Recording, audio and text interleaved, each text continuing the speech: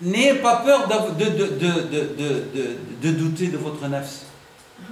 N'ayez pas peur de mépriser votre œuvre, de le considérer pas suffisant, de le considérer vraiment pas méritoire.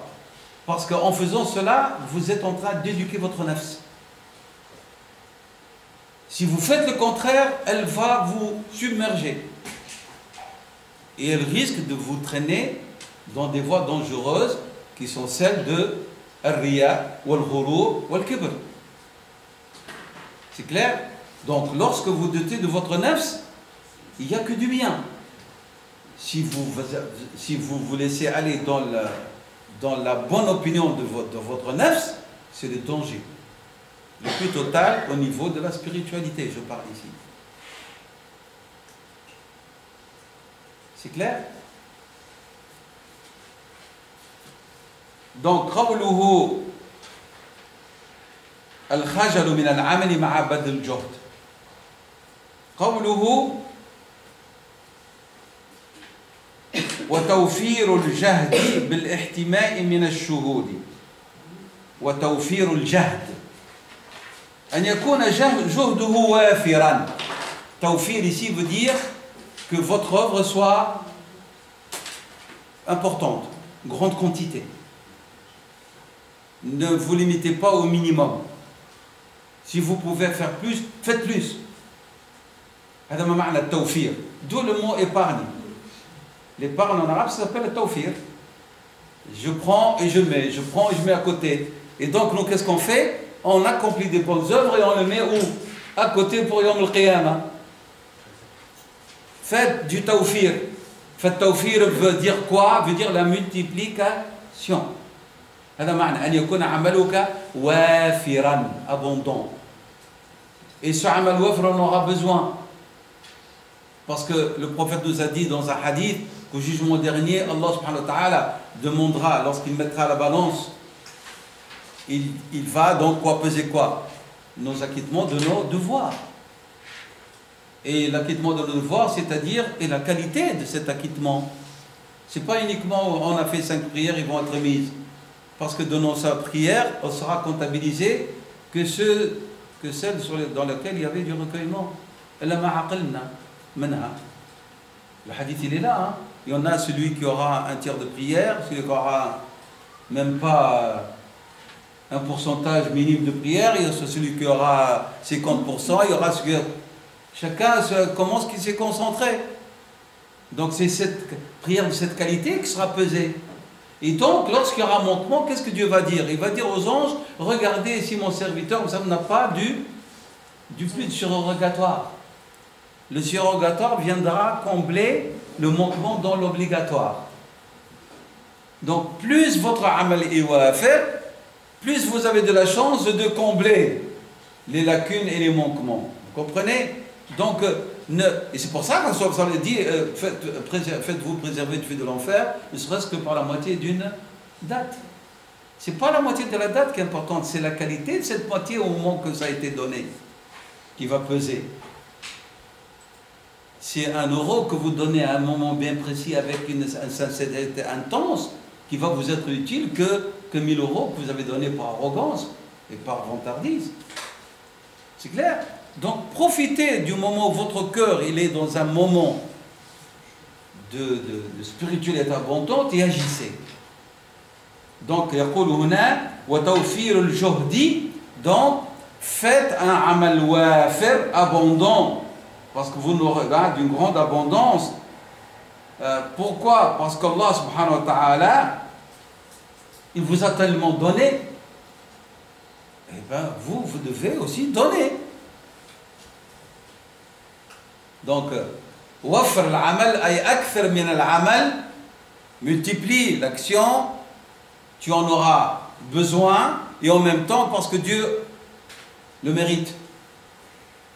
Et c'est nécessaire pour ta spiritualité. Mais il dit bil ihtima'i min ash-shuhud. Cette œuvre que Ibn al-Qayyim et Ibn al-Harawi nous demandent de la multiplier parce qu'elle est nécessaire, il dit, mais elle ne pourra pas être abondante si tu ne la préserves pas d'une chose. que tu vas la contempler et en être satisfait. Parce que si tu fais plusieurs œuvres et tu ne la préserves pas de la vantardise, ben, c'est l'anéantissement. Tu n'as rien fait. Là, tu n'as pas épargné et tu n'as pas de l'abondance, tu as tout perdu. Donc il dit ici, l'imam al-Harawi, التوفير سيكون comment بالاحتماء من الشهود.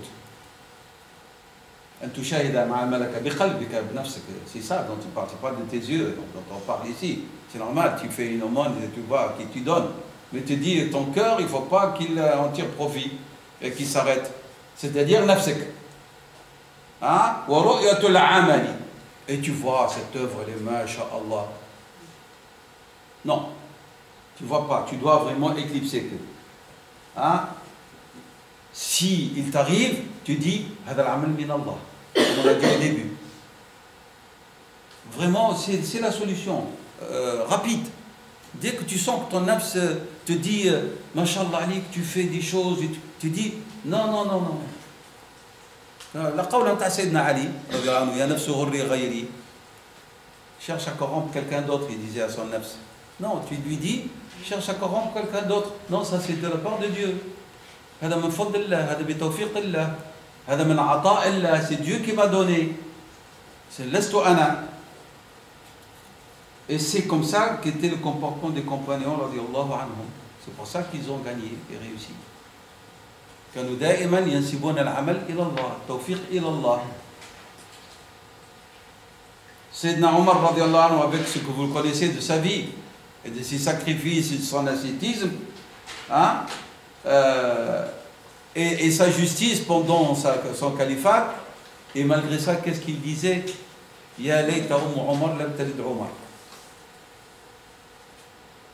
Oh, si la mère de Omar n'a pas enfanté de Omar. C'est-à-dire, si il souhaitait ne pas être venu au monde. Parce qu'il a peur. Le hisab.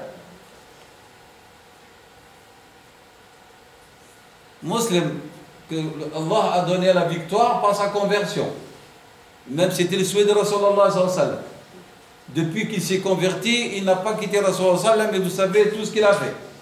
Les batailles, les sacrifices, sa véracité à dire Khalifa, et vous savez, on l'appelle Farouk, le modèle de la justice même. Il a vécu pauvre.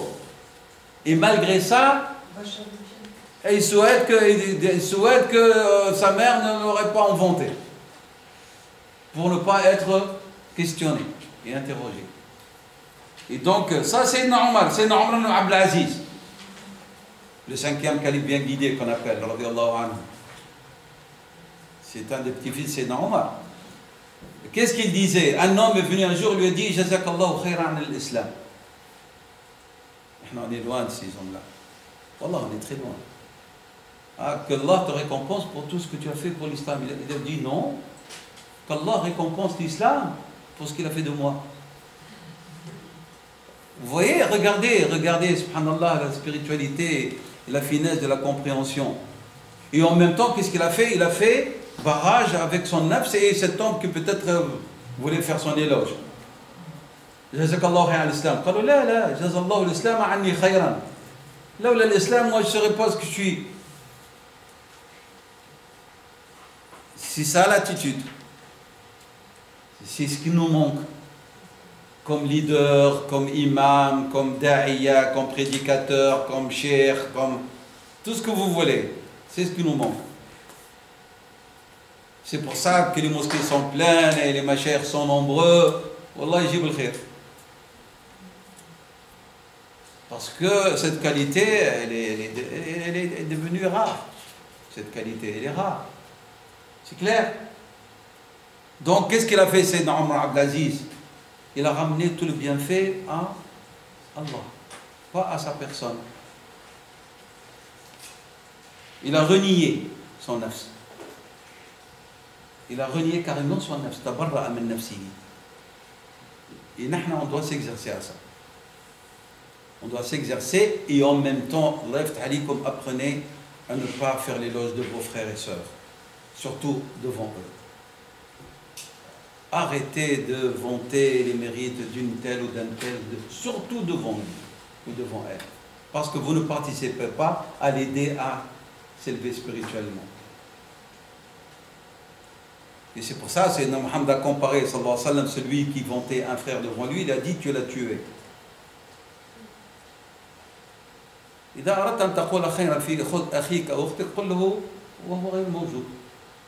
C'est ça la règle dans notre religion. Si on veut dire du bien de quelqu'un, on dit du bien de lui lorsqu'il est absent ou elle est absente. Et lorsqu'on dit du mal, on dit devant elle ou devant lui. Le contraire. Donc, الحول والقوة لله وقوله ورؤية العمل في نور التوفيق من عين الجود. Ah, ce passage-ci, ورؤية العمل في نور التوفيق من عين الجود. Alors, qu'est-ce qu'il veut dire ici? Il dit, lorsque le serviteur voit qu'il a accompli plusieurs œuvres, il voit que ce qu'il a fait, c'est un joud de la part de Dieu. C'est une générosité de la part d'Allah. أنه هذا من عين جود الله أي أنه من فضل الله وكرمه عليه. C'est pas lui qui a fait. Donc, mais qui va voir ça? في نور التوفيق. C'est quelqu'un qui est éclairé par la lumière de l'assistance. Donc il voit par la lumière de l'assistance que ce qu'il a fait, c'est vraiment de la générosité divine envers lui. Absence de soi, c'est ça ce que ça veut dire tout ce degré, si on veut le résumer, c'est l'absence de soi. À faire abstraction de son nafs. Renier son nafs. Et tout attribuer à Allah subhanahu wa ta'ala exclusivement. وهذا هو الإحسان. C'est ça ce que veut dire l'ihsan, l'excellence et la sincérité. C'est clair? Ibn al-Qayyim il dit donc il veut résumer ici trois choses. Il dit خجله من عمله, être gêné par son œuvre. Et donc il veut dire, il dit ici, il explique وهو شدة حيائه من الله, c'est la pudeur extrême de Dieu. Et lorsqu'on est pudique, on ne va pas réclamer quoi que ce soit d'un acte ou d'acte qu'on a accompli. Mais on va dire, c'est à Dieu. Ça c'est une.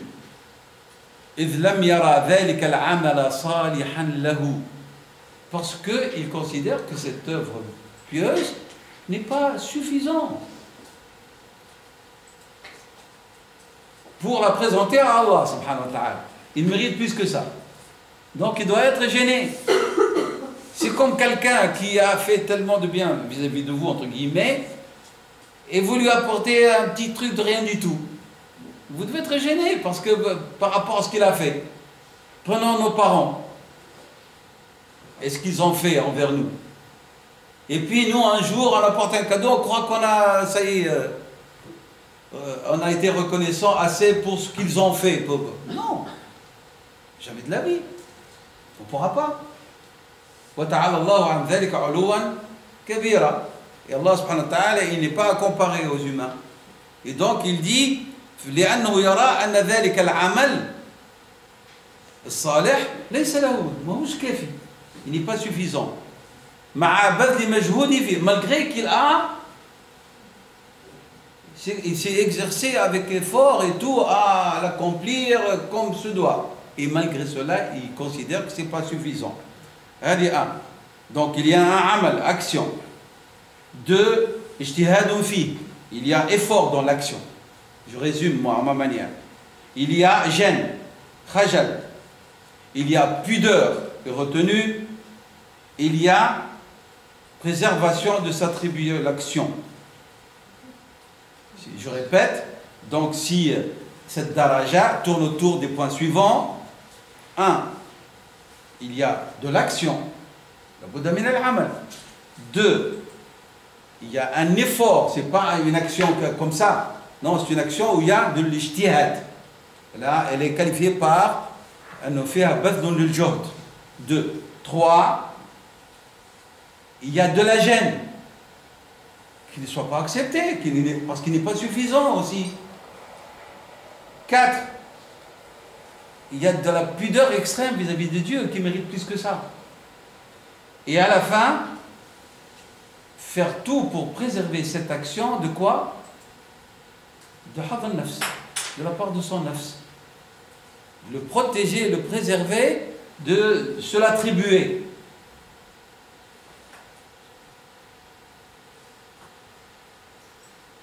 Par rapport à la majesté de celui qui donne,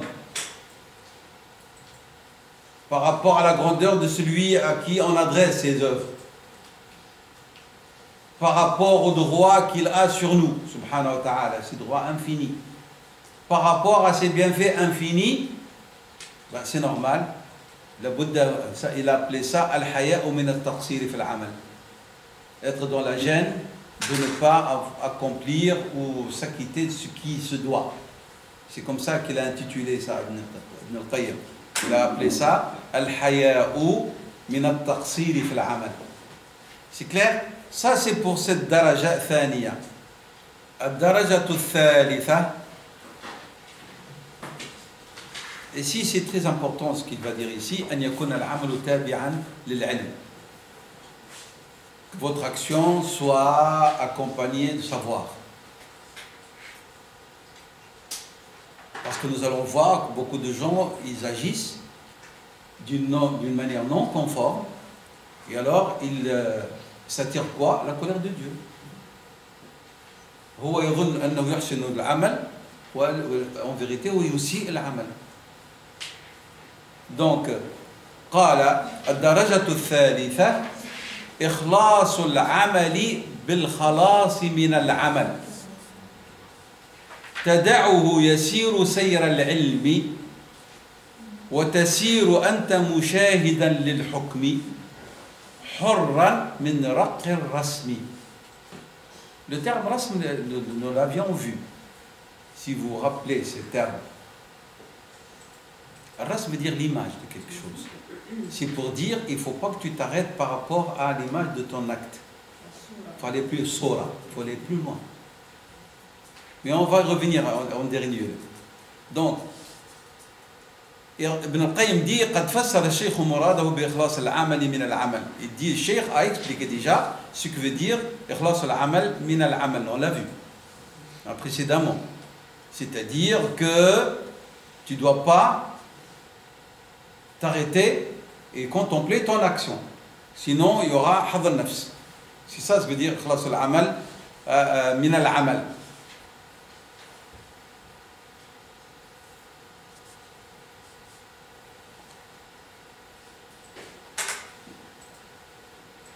Donc tu ne l'attribues pas à ton nafs, et le résultat c'est que tu vas t'en vanter, tu vas exalter parce que tu as réussi à faire ceci ou cela, et le risque c'est que vraiment tu en sois fier. Lorsque l'un d'entre vous accomplisse une action, laisse-le s'écouler, s'accomplir, avec toujours un regard très très attentif à votre intention, niya. Et ne t'arrête pas chaque fois pour le contempler. Si tu dois t'arrêter, c'est pour réviser ton niya. Oui. Est-ce que je le fais pour Dieu ou non? C'est clair? C'est-à-dire, qawluhu huna tada'u yasiru, laisse l'action s'accomplir. Ne le contemple pas parce qu'il y a un risque que tu vas t'enorgueillir. Et s'il y a arrêt, c'est pour réviser ton intention. Niya. Et comme j'ai dit tout à l'heure, un niya, on dépend de deux choses importantes, la validité et l'acceptation. هناك من يرى أن النية هي شرط صحة, condition de validité. Et il y a ceux qui disent, le sahha veut dire, c'est un terme général dans lequel il y a le mot al-qaboul dedans. C'est clair? Et donc, فدعه يسير سير العلم. العلم,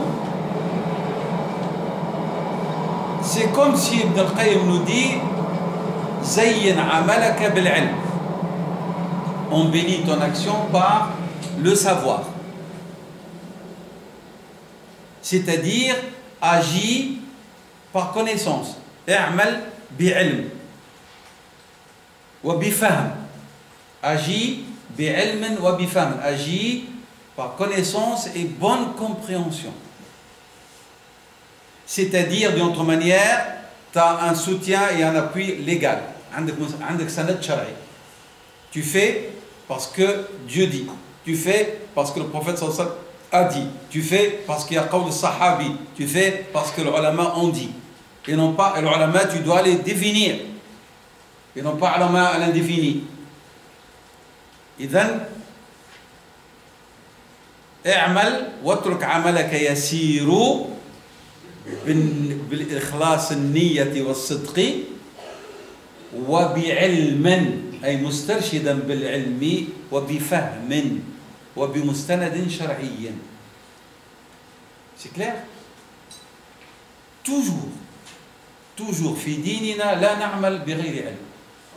نعمل بسند شرعي. On a un appui légal. حتى يقبل العمل.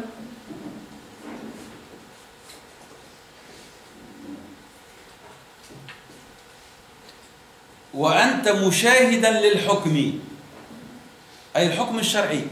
C'est-à-dire tu vois très bien et tu aperçois, tu as vraiment ton regard porté sur le hukm, la sentence légale qui dit tu fais ainsi ou tu fais ainsi.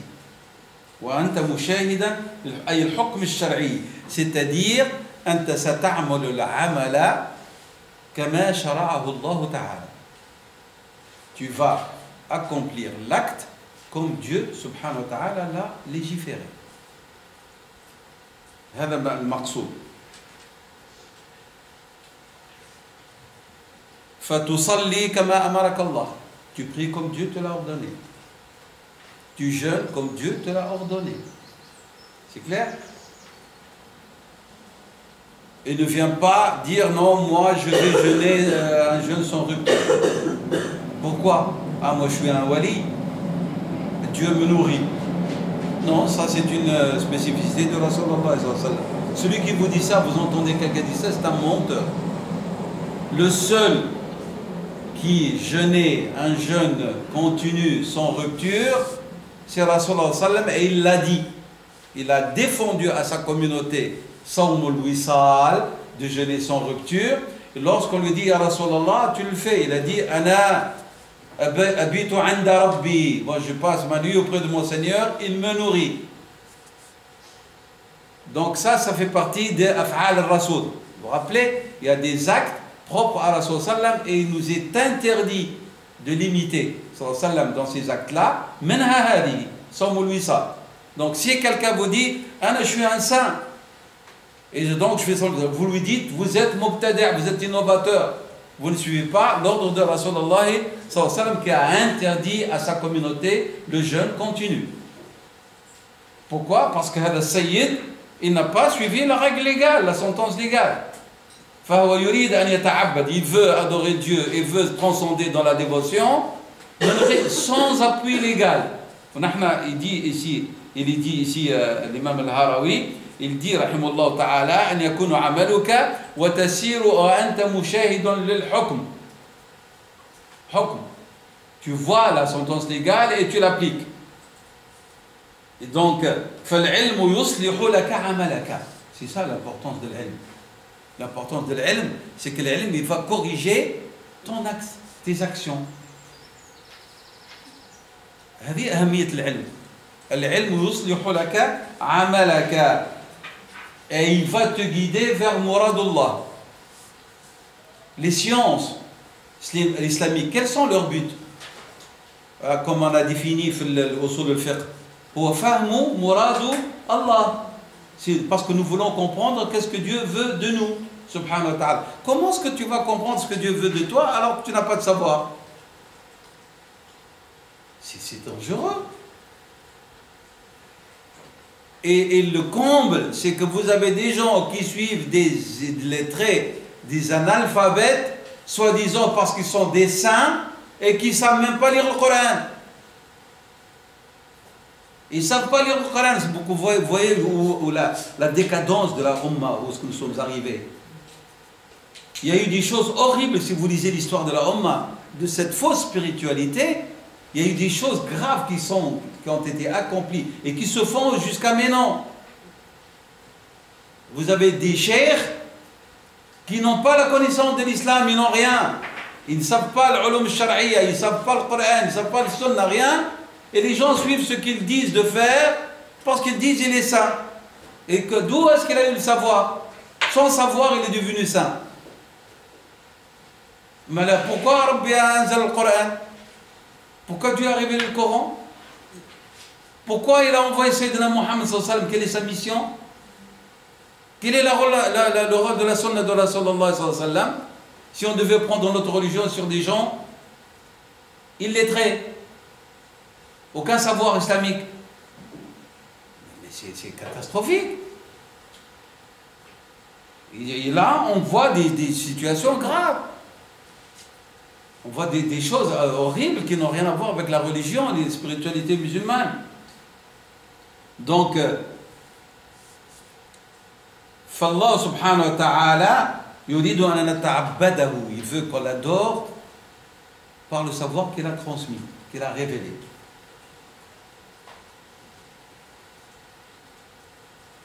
Et puis il nous dit après, rahimahullah ta'ala, وأنت مشاهد للحكم حرا من الرق الرسمي, libéré de l'image de ce que tu fais. C'est pas ce que tu fais qui va te donner de la valeur. Mais non, c'est Dieu. C'est-à-dire, tu te libères de tes actions, par exemple, de nombre X de prières que tu as accompli, de nombre de jours que tu as jeûné. Tu te libères de cela et tu vas considérer que tout ce que tu fais, ça vient de Dieu. Et le soutien de cela, c'est قوله تعالى لمن شاء منكم أن يستقيم. Continue le verset وما تشاءون إلا أن يشاء الله رب العالمين. C'est-à-dire l'istiqama que tu cherches là, c'est pas toi, hein? Parce que beaucoup de gens disent من شاء منكم, celui qui veut d'entre vous devenir droit, atteindre la droiture. Il dit oui, هذا الذي يريد الاستقامة, qu'il sache que وما تشاءون إلا أن يشاء الله. C'est Dieu qui t'a donné al-mashi'a, cette volonté d'être droit. Donc la droiture que tu as acquis, entre guillemets, c'est Dieu qui te l'a donné, c'est pas toi. C'est la sourate At-Takwir 29. Hein? وما تشاءون إلا أن يشاء الله رب العالمين. وما تشاءون إلا أن يشاء الله رب العالمين في كل شيء, حتى في الاستقامة. Même dans la droiture. في استقامتك فالله هو الذي يشاء, الذي شاء أن تكون مستقيما. فإذا فعلت أعمالا, si tu t'es adonné à des actes d'adoration, de dévotion, de spiritualité, فالله الذي أراد ذلك. فتتخلص من الصورة, tu te libères de l'image de ces actions que tu as fait. Tu les mets à côté, tu dis, si j'ai fait, c'est Dieu. Et non pas, si je suis devenu, c'est grâce à mes actes d'adoration. هذا معنى الرسم.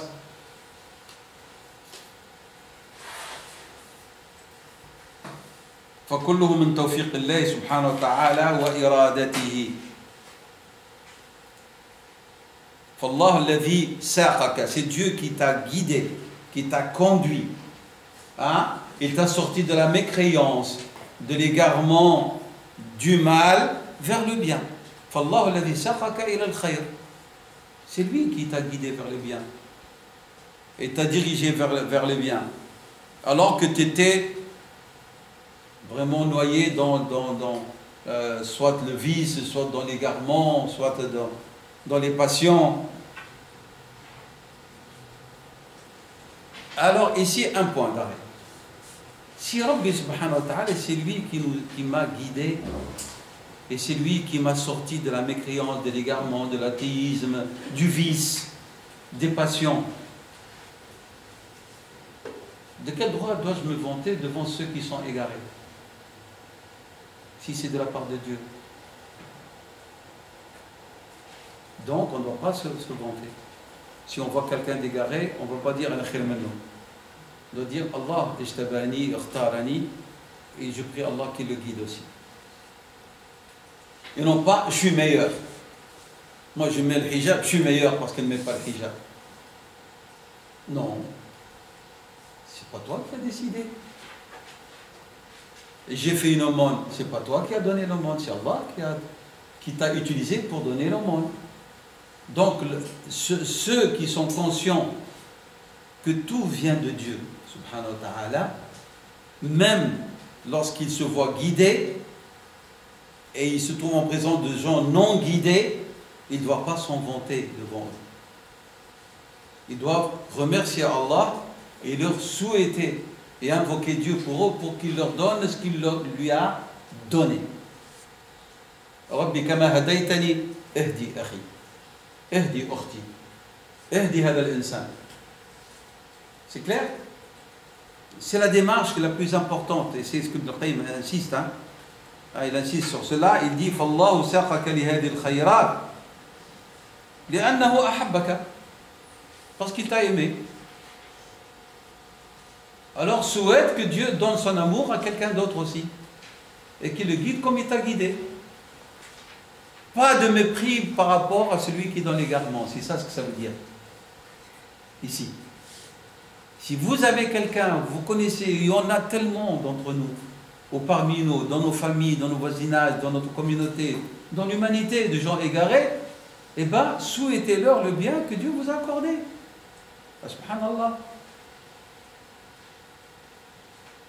C'est ce que Sayyidina Muhammad sallallahu alayhi wa sallam voulait pour l'humanité. Et si Dieu lui a donné le droit d'utiliser la force, c'est pour enrayer ces barrières, les obstacles qui empêchent l'amour de Dieu ne peut parvenir au cœur des gens, c'est tout. Et si on sait éviter cela, il l'évitait, sallallahu alayhi wa sallam. C'était pas la guerre qui était son but recherché.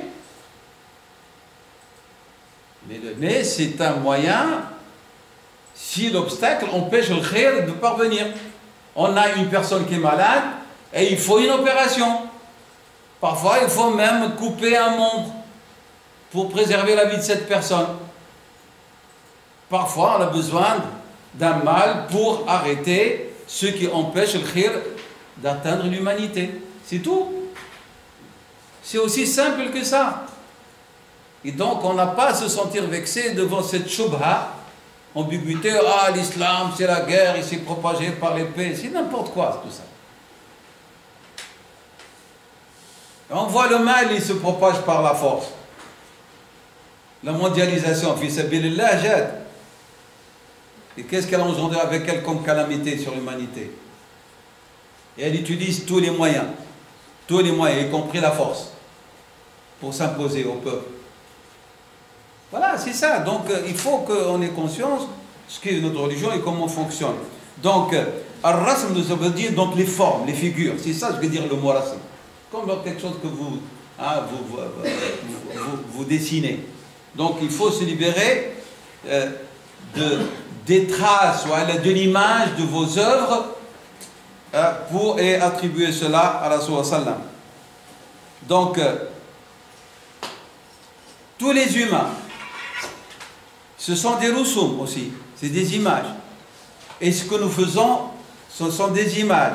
Libère-toi de l'image de ce que tu fais et libère-toi des créatures humaines pour qu'elles ne voient pas ton action et elles ne vont pas te leurrer en te vantant.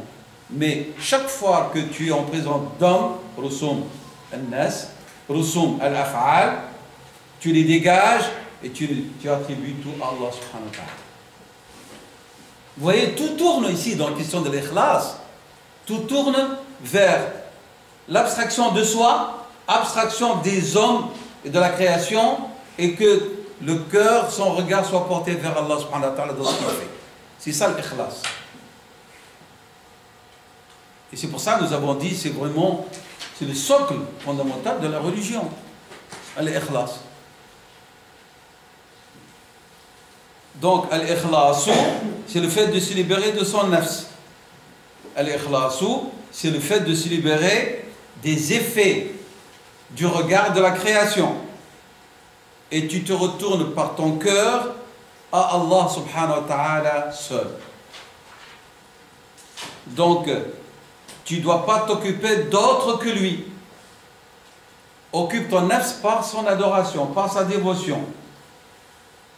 Et ne demande pas par ton adoration qu'il t'élève dans le degré de la sainteté ou qu'il t'accorde le dévoilement des secrets. Fais-le uniquement parce qu'il est Dieu, il est ton Seigneur. C'est tout. Fais-le لأنه ربك سبحانه وتعالى خالقك صاحب الفضل صاحب النعم فلا تطلب بذلك لا ولاية ولا مكاشفة وهكذا كان الصحابة رضي الله عنهم مش يعبدوا باش غدوة يصيروا أولياء يا با هذا c'est le 6e siècle de la décadence الناس كانت تعبد الله لأنه هو الله لأنه سبحانه وتعالى أهل لذلك أهل للعبودية سبحانه وتعالى يقول ابن القيم رحمه الله فهذه 4 أمور 4 choses importantes dans ce point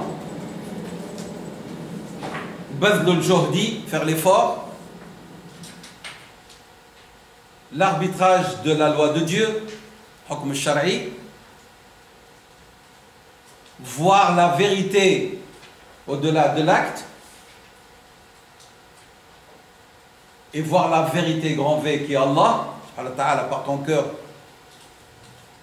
et ne pas laisser son cœur se tourner vers autre que lui. Ça c'est 4e.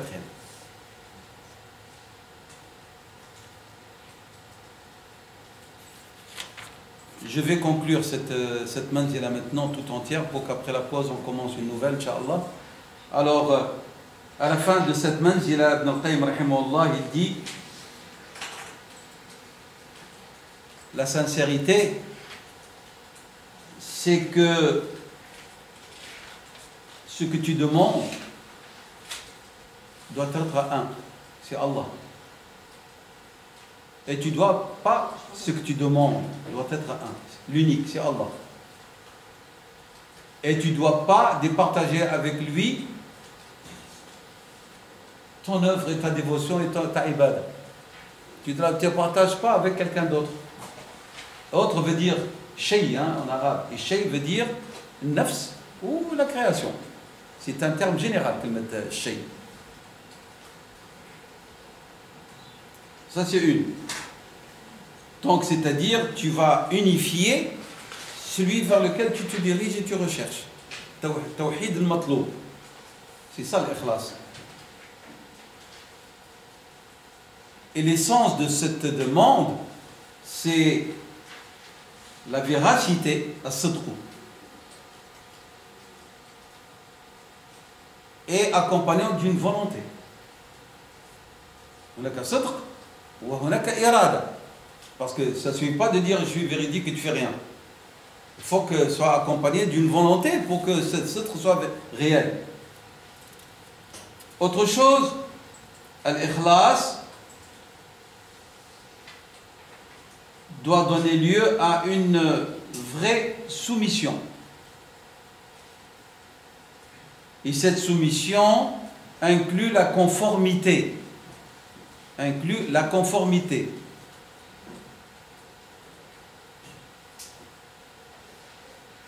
C'est-à-dire le hukm shari. C'est ça ce que veut dire conformité. Ce que tu fais doit être conforme à ce que Dieu veut, à ce qu'il a légiféré. Autre élément important dans la démarche de l'ikhlas, dans cette manzila, c'est la permanence, vigilance. Il y a une vigilance permanente.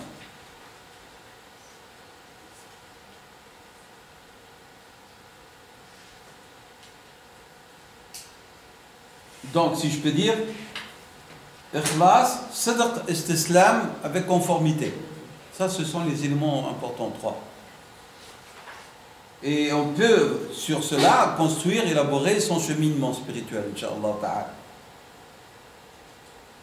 Sinon, votre conduite va être une conduite avec rupture, interrompue. Et il y a des gens, ils croient qu'ils sont en train de cheminer dans la bonne voie, alors que vraiment, il y a eu une rupture déjà. Et ils ne s'en rendent pas compte. Parce qu'ils ont négligé ces éléments que nous avons cités, les trois importants.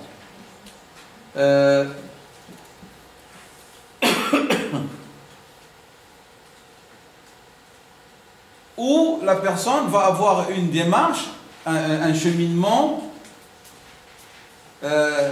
comme celui d'une personne paralysée. Il croit qu'il avance ou il n'avance pas du tout. Il croit qu'il avance. Parce que l'avance veut dire quoi? Veut dire qu'il y a une acceptation de la part vers qui tu avances. Mais si celui par lequel ce que tu demandes, ta marche est interrompue, toi tu ne te rends pas compte. Tu crois que tu avances et alors que tu es comme un paralysé, tu es à ta place et tu n'avances jamais. Et c'est ce que beaucoup de gens disent. Ils disent, qu'est-ce qui se passe malgré que je fais, mais je sens que je fais du surplace. Et il doit revoir le contenu de sa démarche. Est-ce qu'il y a conformité ou non? Est-ce qu'il y a sincérité, véracité ou non? Il y a un élément qui manque, qui fait que, malgré que la personne a l'impression qu'elle accomplit des œuvres, et elle sent qu'elle n'avance pas du tout. Même, il y en a certains même qui sentent qu'ils regressent. Il y a quelque chose qui manque là-dedans. Il y a des gens, et chaque fois il fait un pas, et puis il vient et dit, j'ai l'impression que je fais 10 vers l'arrière. Et il doit voir, à la lumière de l'hukm shari, qu'est-ce qui se passe. Et puis à la lumière de ce que nous avons dit tout à l'heure, de sidq et le matloub, ou le matloub. Il y a une cause. Il n'y a pas quelque chose qui vient sans cause. Il y a une cause. Une cause qui est enfuie en lui-même et il doit la chercher. C'est pour ça qu'on dit toujours, dans ces situations-là, vous êtes le médecin, votre médecin, le médecin de votre cœur, c'est vous. Ce n'est pas quelqu'un d'autre qui va vous dire où est le problème. Et donc, si tu réunis tous ces éléments, alors tu es quelqu'un qui est apte à avancer. Et dans le cas contraire, tu n'avanceras pas. Si Allah subhanahu wa ta'ala nous accorde par sa bonté de s'installer dans cette manzil, dans cette station de l'ikhlas, qu'est-ce qu'on récolte? On récolte ce qui suit. L'ikhlas, c'est une des causes majeures de la force spirituelle. C'est une énergie tellement importante qui permet à votre foi de transcender.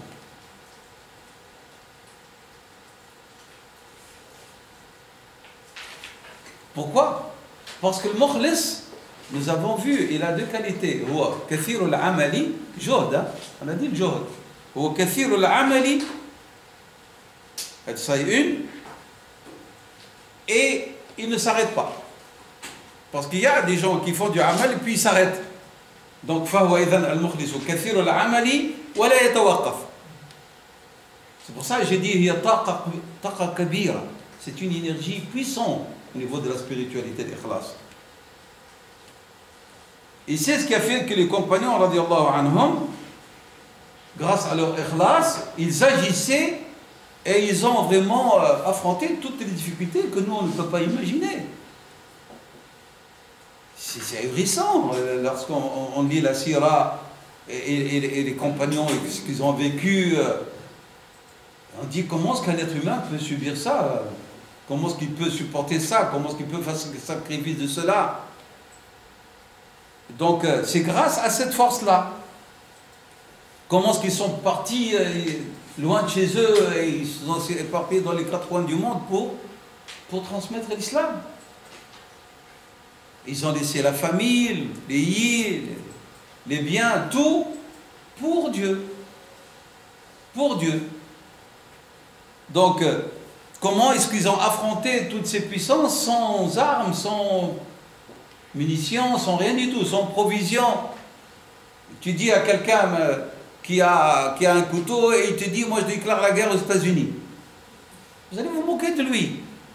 Mais les musulmans, ils ont déclaré aux deux puissances mondiales de l'époque, l'Empire persan et byzantin, sans rien du tout. Ils n'avaient même pas d'épée ni de lance. Et ils se partageaient le même chameau, ils se partageaient le même cheval. Et les autres, ils marchaient à pied. La nourriture, ils se partageaient la nourriture, ils n'avaient pas de quoi manger. Vous vous rappelez, dans les Ghazawat, ils n'avaient même pas de quoi boire ni manger. Et Rasul Sallam a agi avec le miracle. Chacun, il avait un morceau de pain. Morceau de pain. Mettait dans une petite assiette, ou quoi, grande assiette, et le prophète mettait sa main, et il rentrait, il mangeait, il sortait, rentrait, il mangeait, il sortait. Mais ils avaient la certitude. Parce qu'ils étaient sincères. Donc, ils n'ont pas compté ni le nombre des adversaires, ni de ceux qui les rejetaient. La seule chose qu'ils cherchaient, c'est-à-dire l'ikhlas et le soutien divin. Lorsque les musulmans de nos jours ont cherché à s'appuyer sur leur puissance matérielle, sans sincérité ni recherche du soutien divin, où est-ce qu'ils sont? Des milliards et des milliards d'armements. Ils ne savent même rien faire avec. Ils ne savent rien faire avec. Ils ont les armes les plus sophistiquées, mais chafra pour les faire fonctionner, ils ne l'ont pas. Il faut qu'ils demandent, allô, est-ce que tu permets que j'utilise? Non, je ne te permets pas, va aller rester là-bas pour rire. C'est comme ça que ça se passe. اعتمدوا على أموالهم ونسوا الإخلاص والدعم الرباني. Alors, أهينوا, ils ont été humiliés. وهانوا. Deux. هانوا وأهينوا. هانوا, ils n'ont plus aucune valeur. وأهينوا, ils ont été humiliés. الفائدة الثانية. Allah subhanahu wa ta'ala dans la sourate Al-Ra'd, il dit فَأَمَّا الزَّبَدُ فَيَذْهَبُ جُفَاءً وَأَمَّا مَا يَنْفَعُ النَّاسَ فَيَمْكُثُ فِي الْأَرْضِ. Le zabad, c'est cette mousse. Hein? Et ce qui est utile, l'eau utile, qu'est-ce qu'elle fait? Elle va dans la terre, elle va dans la sourate le tonnerre, verset 17. C'est-à-dire toute action qui n'est pas accompagnée par l'ikhlas, elle est comme ce zabat. Même si elle est énorme, mais elle est comme du zabat, comme de la mousse. C'est clair, rahwa.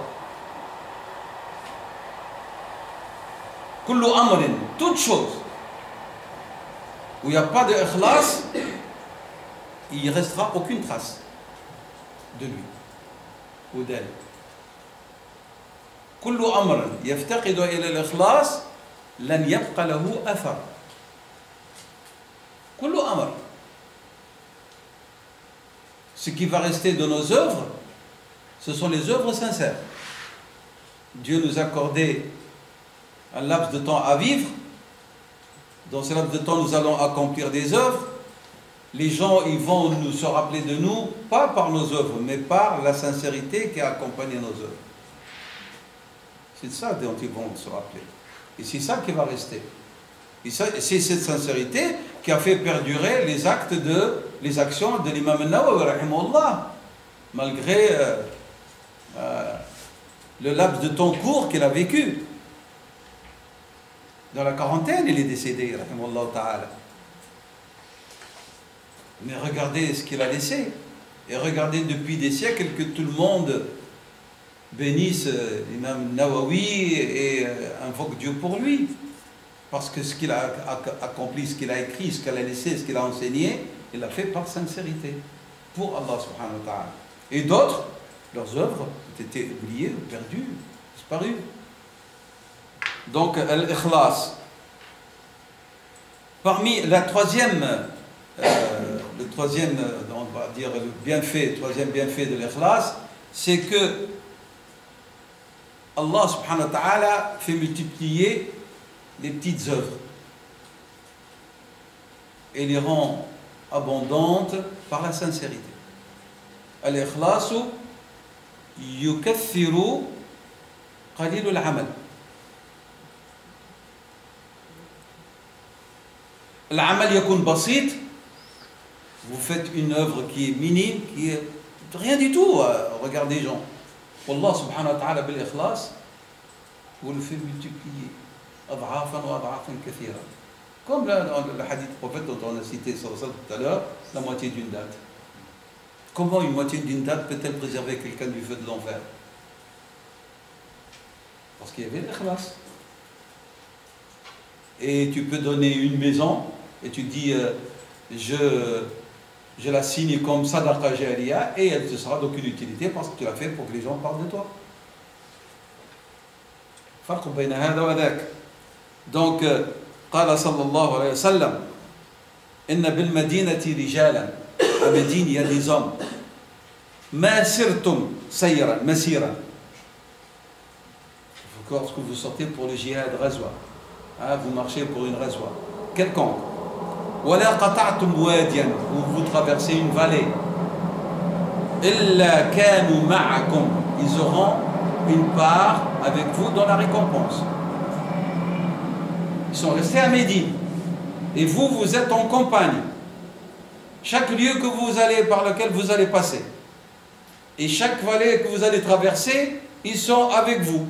Pourquoi? Parce que s'ils n'ont pas pu venir, parce qu'il y a eu un empêchement. Soit maladie, soit ils n'avaient pas une monture pour venir avec vous. Il y en a ceux qui même sont venus à Rasulullah sallam en pleurant, parce qu'il leur a dit, j'ai pas de monture pour vous porter avec moi. Ils sont rentrés chez eux en pleurs. Ils n'ont pas dit chouette, j'ai échappé à la mort. Razwa, je suis rentré chez moi. Non, ils étaient en pleurs parce qu'ils n'ont pas pu participer. فقال صلى الله عليه وسلم إن بالمدينة لا رجالا, avec l'insistance, ما سرتم مسيرا ولا قطعتم واديا إلا كانوا معكم حبسهم المرض وفي رواية, et dans une autre version, إلا شاركوكم في الأجر, ils auront leur part, s'associer avec vous dans la récompense rapportée par Muslim. La question, qu'est-ce qui les a élevés à ce degré, ces hommes qui n'ont pas pu participer et qui ont été retenus par la maladie ou par le manque de provisions ou de monture? C'est ça qui a fait qu'ils ont été récompensés. La quatrième, la dernière, si vous voulez, al-ikhlas, et ça c'est très important et on en a parlé, al-ikhlas peut rendre l'acte habituel, quotidien de la vie de tous les jours et le transforme en acte d'adoration et en acte sublime d'adoration. Al-ikhlas yuhawwil al-'adata ila ibada. Bil-ikhlas.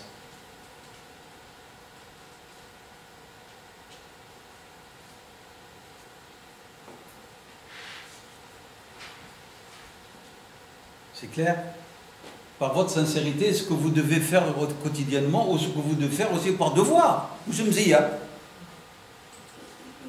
j'ai pris le koufa et je suis allé faire les courses pour ma femme et mes enfants, ou ma femme, miskina, elle est allée cuisiner pour moi et pour mes enfants, etc. Et elle le fait avec sincérité et amour, et elle le dit, il faut stipuler le niya. Il y a un des ulama, il a dit, Kam dhayya'na min hasanatin. Vous pouvez à chaque geste et fait de la vie de tous les jours, par votre intention, le transformer en acte d'adoration. Chaque geste. Vous sortez le matin, vous allez travailler pour gagner de l'argent, vous dites, Ya Rabbi, je sors pour travailler, pour subvenir à besoin de ma famille, me préserver de l'indigence et de ne pas tendre ma main aux autres, et pour être utile à, si c'est avec des musulmans, aux musulmans, pour être utile à ta création parmi les hommes. Vous faites cette niya, vous êtes récompensé tout le long de votre travail. Lorsque vous rentrez chez vous. Vous êtes fait ibada, le hasanat. Et nous, on a oublié tout ça, on a oublié. Il ne faut pas négliger ces hasanat. C'est clair? Vous téléphonez à une sœur parce que vraiment, pour Dieu, parce que vous ne l'avez pas vue depuis quelque temps, et tu dis, Ya Rabbi, atasilu biha, laka Ya Rabbi, khlasan laka. Vous aurez la récompense pour cela. Donc c'est clair? Donc essayez vraiment d'avoir en présence, dans votre esprit, ce créneau qui est important et nous on l'a négligé. Fabil ikhlasi Al-mubahat, les actes permis deviennent des actes légaux récompensés. Bil ikhlas, parce que vous le faites avec sincérité et pour Dieu. Qu'est-ce qui peut nuire à votre ikhlas? Votre nafs. Mettez-la vraiment en rouge. C'est vraiment l'ennemi numéro 1. Lorsqu'on dit nafs, c'est-à-dire le fait d'être la satisfaction de votre nafs. Al-ujb. Le fait de se sentir satisfait et le contentement de nafs. Ça, c'est 1. 2, l'éloge des gens. Ça, c'est très dangereux.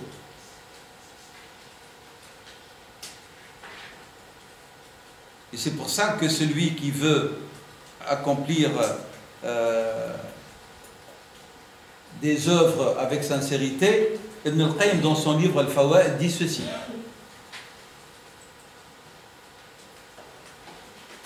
Celui qui veut acquérir la sincérité, il doit se détourner des hommes et de ne pas chercher à leur complaire. C'est très important.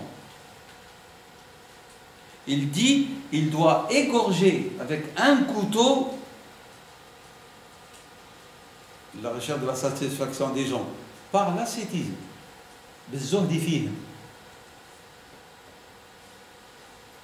Tu dois égorger,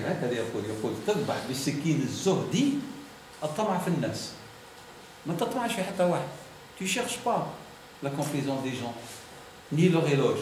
Comment? Tu égorges. Sens moral, sens figuré. Tu égorges la complaisance des gens. Par comment? Par le détournement d'eux. Tu te détournes d'eux. On n'a pas dit tu rends avec la création. C'est pas ça, on n'a pas dit rompre avec les hommes. Mais tu ne leur accordes pas d'importance dans ce que tu fais, dans ce que tu agis. Il dit et l'amour de l'éloge, tu l'égorges par le désespoir de ce qu'il y a entre les mains des gens. Désespère, c'est-à-dire ne convoite pas ce qu'ils ont. C'est ça ce qu'il veut dire, désespère. Donc je répète cette phrase qui est très belle. يقول رحمه الله فيما معناه من أراد الإخلاص عليه أن لا يقبل أو عليه أن لا يطمع فيما عند الناس فيذبحه بسكين الزهد وحب المدح والثناء فيذبحه بالسكين اليأس من فعل هذا, celui qui fait cela, il dit al-ikhlas, il apparaîtra resplendissant et étincelant. من فعل هذا تلألأ له الإخلاص مشرقا. من فعل هذا تلألأ له الإخلاص مشرقا. Espérer de leur bien, de la convoitise, et il aura comme quoi, comme bénéfice, il verra l'ikhlas mutala'li'an, étincelant à sa vue. On ne peut pas grouper dans le cœur du croyant l'amour de l'éloge et de la convoitise avec la sincérité.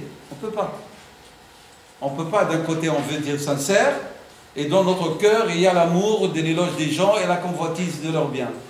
Ça ne va pas. Il faut soit de ça, soit de ça.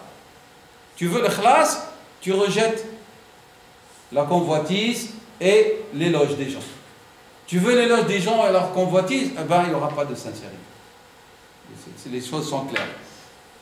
C'est comme s'il dit ici, Ibn al-Qayyim, il dit, comme l'eau et le feu ne peuvent pas se réunir.